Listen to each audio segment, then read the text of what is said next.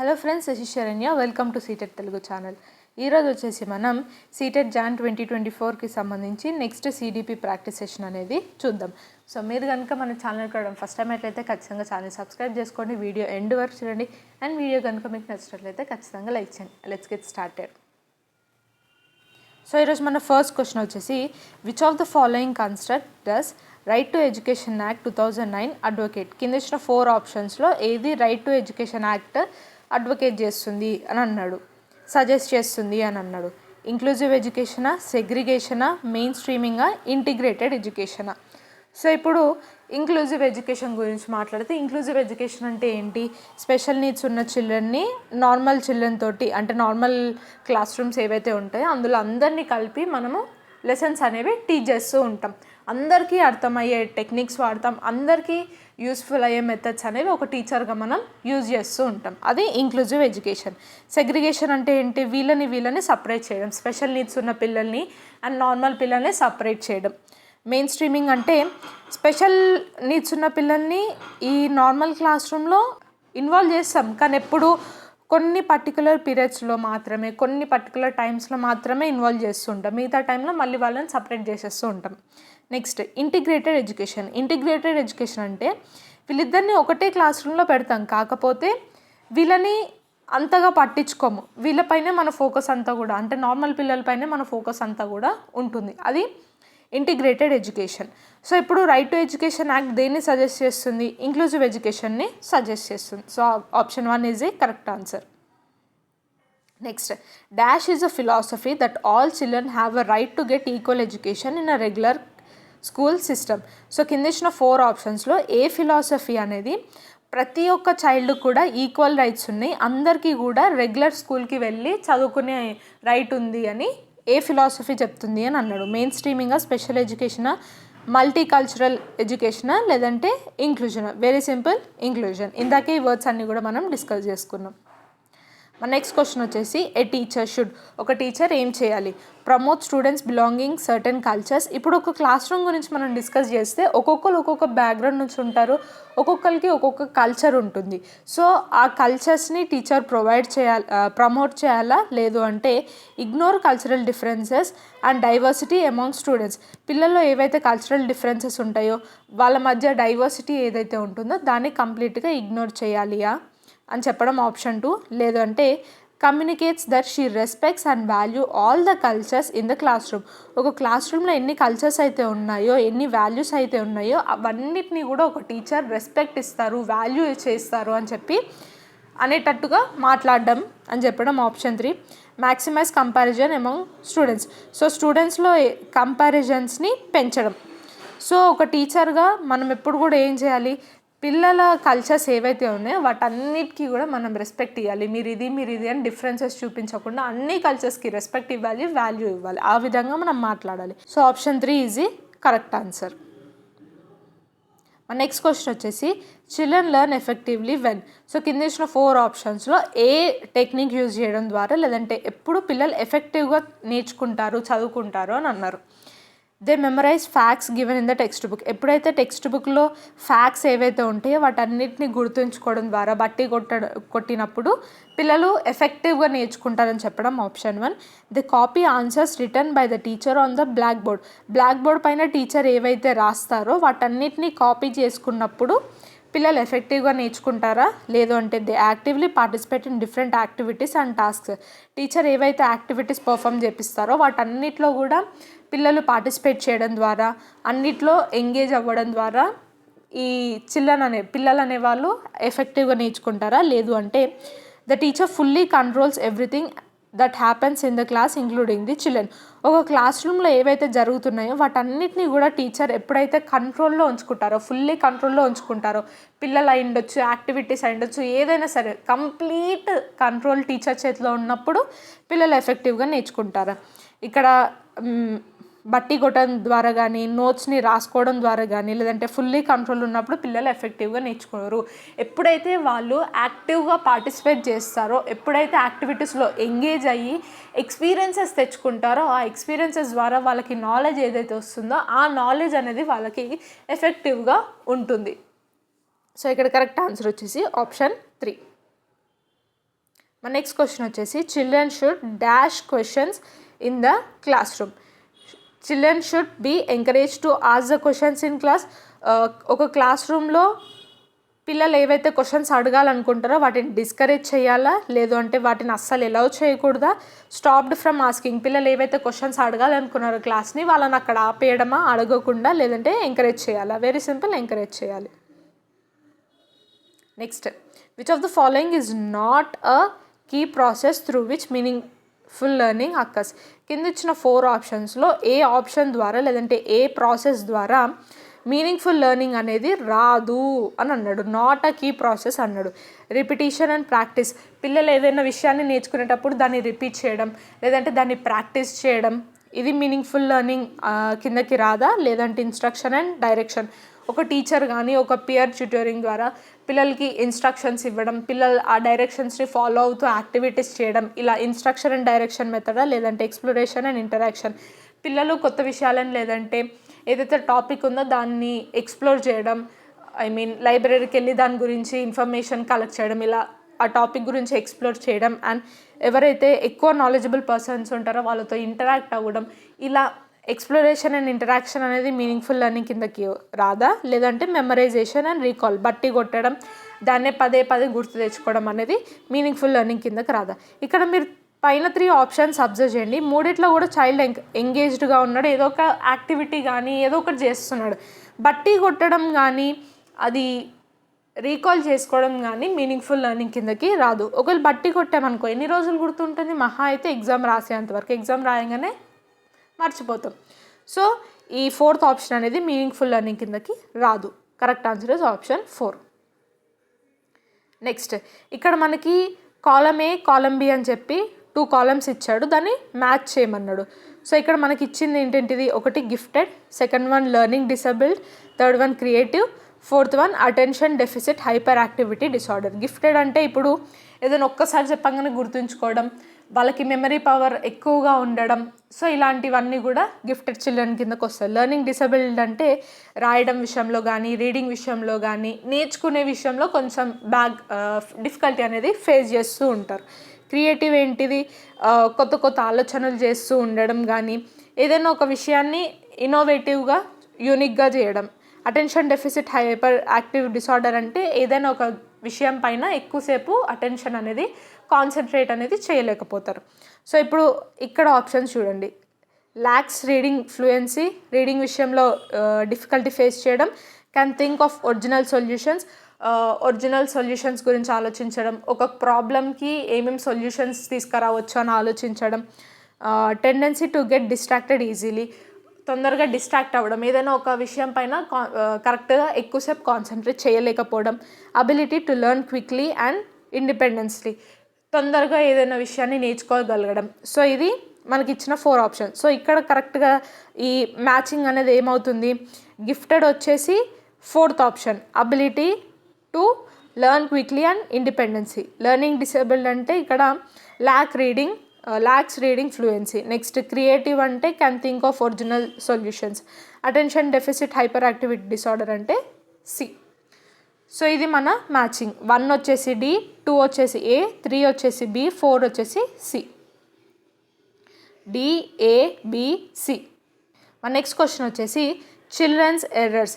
పిల్లలు ఏవైతే తప్పులు చేస్తుంటారో, ఎర్రర్స్ ఏవైతే చేస్తుంటారో వాటిని మనం ఏం చేయాలి ఒక టీచర్గా, should be immediately corrected by asking them to repeated practice. For suppose వాళ్ళు ఏదైనా అడిషన్ చేయడంలో కానీ ఒక మల్టిప్లికేషన్ని ఒక టేబుల్ని రాయడంలో తప్పు చేశారు అనుకోండి, 10 times నువ్వు ఆ టేబుల్ని రాయని చెప్పడం ద్వారా అని చెయ్యాలా. లేదు అంటే are a part of learning and given insight into their thinking. పిల్లలు ఏదైనా తప్పు చేశారు అంటే అది కామన్, లెర్నింగ్ ప్రాసెస్లో అదొక కామన్ థింగ్. సో అది లెర్నింగ్ ప్రాసెస్లో అదొక పార్ట్ అని చెప్పి దాని తర్వాత వాళ్ళు ఏదైతే మిస్టేక్ చేశారో దాని గురించి వాళ్ళకి డీప్ అండర్స్టాండింగ్ అనేది ఇవ్వాలా. లేదు అంటే are insignificant in the teaching learning process. Errors ఏవైతే ఉన్నాయో అవి అసలు టీచింగ్ లెర్నింగ్ ప్రాసెస్లో ఇంపార్టెంటే కాదు అని అనుకోవడమా. లేదు అంటే reflect how careless children are. పిల్లలు ఎర్రర్స్ చేస్తున్నారంటే వాళ్ళు మనం లెసన్ టీచ్ చేసేటప్పుడు ఎంత కేర్లెస్గా ఉన్నారో అన్నది చూపిస్తుందా. వాళ్ళు కేర్లెస్గా ఉండడం కానీ, ఇది అసలు ఇంపార్టెంట్ విషయమే కాదు అని చెప్పడం కానీ, ఒక 10 టైమ్స్ రాయండి ప్రాక్టీస్ చేయడం ద్వారా ఇలాంటివి మనం చేయకూడదు. పిల్లలు ఎర్రర్స్ చేస్తున్నారు అంటే అవన్నీ కూడా ఈ టీచింగ్ లెర్నింగ్ ప్రాసెస్లో ఒక పార్ట్. వాటి గురించి వాళ్ళు ఎక్కడ తప్పు చేశారు, ఏం తప్పు చేశారు అన్నది డీప్ అండర్స్టాండింగ్ అనేది వాళ్ళకి ఇవ్వాలి. So option 2 is a correct answer.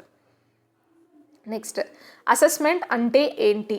Should be a part of teaching learning process. Assessment అనేది టీచింగ్ లెర్నింగ్ ప్రాసెస్లో ఒక పార్ట్గా ఉండాలా, లేదంటే should be done only in terms of marks.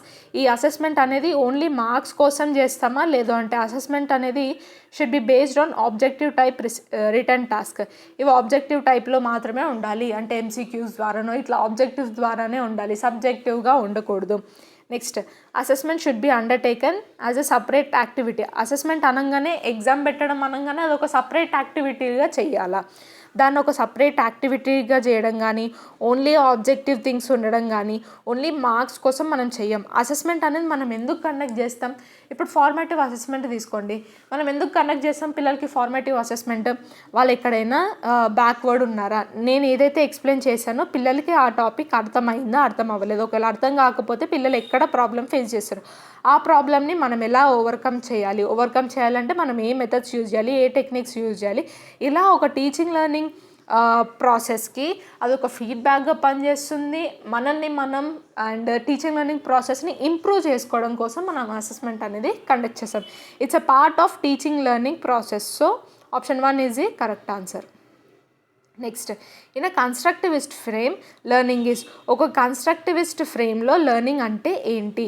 Passive and individualistic. Constructivism గురించి మీకు ఎప్పుడైనా క్వశ్చన్ రాగానే మీరు కరెక్ట్గా గుర్తుంచుకోవాల్సింది ఎవరిని అంటే పియాజేని గుర్తుంచుకోండి, మీకు అన్నీ కూడా ఆన్సర్స్ కరెక్ట్గా వస్తాయి. ఇప్పుడు పియాజే కూడా ఏమంటాడు, పిల్లలు ఎక్స్పెరిమెంట్స్ చేయాలి, ఎక్స్పెరిమెంట్స్ చేసిన ద్వారా వాళ్ళకి ఎక్స్పీరియన్సెస్ అనేవి వస్తాయి.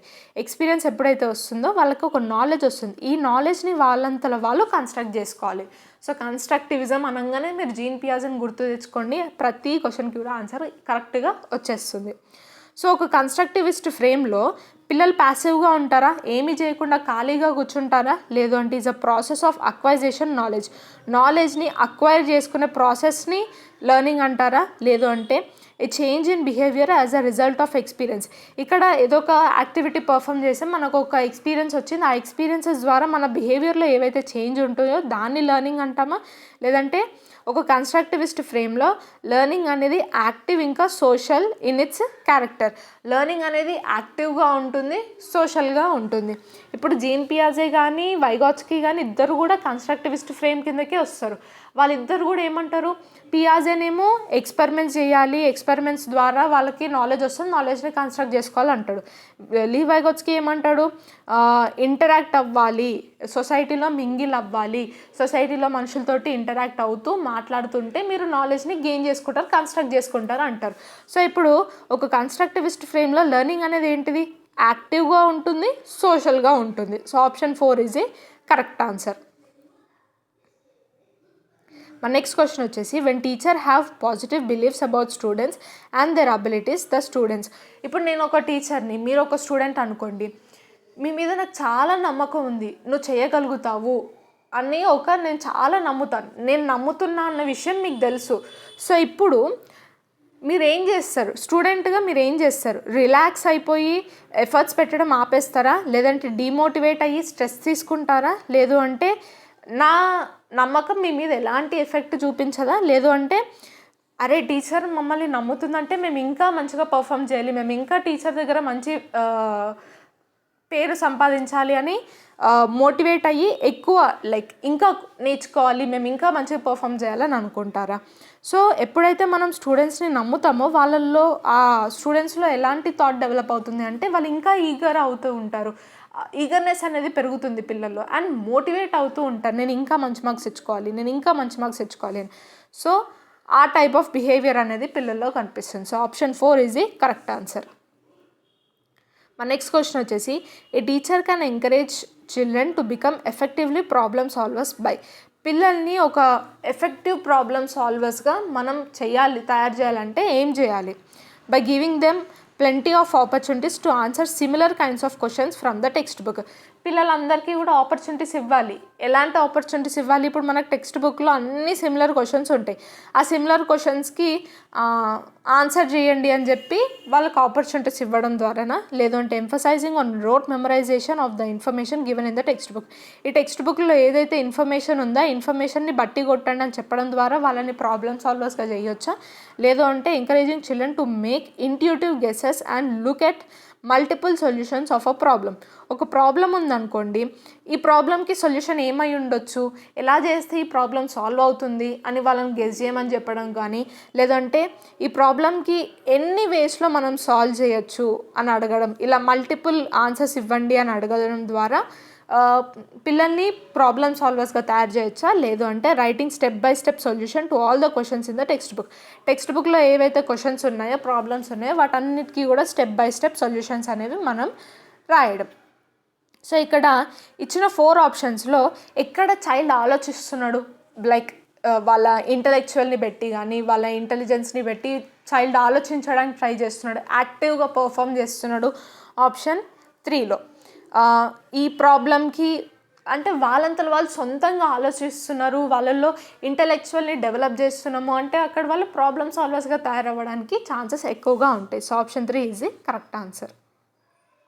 Next, use of methods where learners own initiative and effort are involved as an example of. ఎక్కడ లేదంటే ఎలాంటి లెర్నింగ్ విషయంలో, ఎలాంటి మెథడ్లో పిల్లలు వాళ్ళంతలో వాళ్ళు ఇనిషియేటివ్ తీసుకుంటారు, ఎఫర్ట్స్ పెడతారు అని అన్నాడు. అంటే అది దేనికి ఎగ్జాంపుల్గా వస్తుంది? డిడక్టివ్ మెథడా, లెర్నర్ సెంటర్ మెథడా, ట్రెడిషనల్ మెథడా, ఇంటర్పర్సనల్ ఇంటెలిజెన్సా?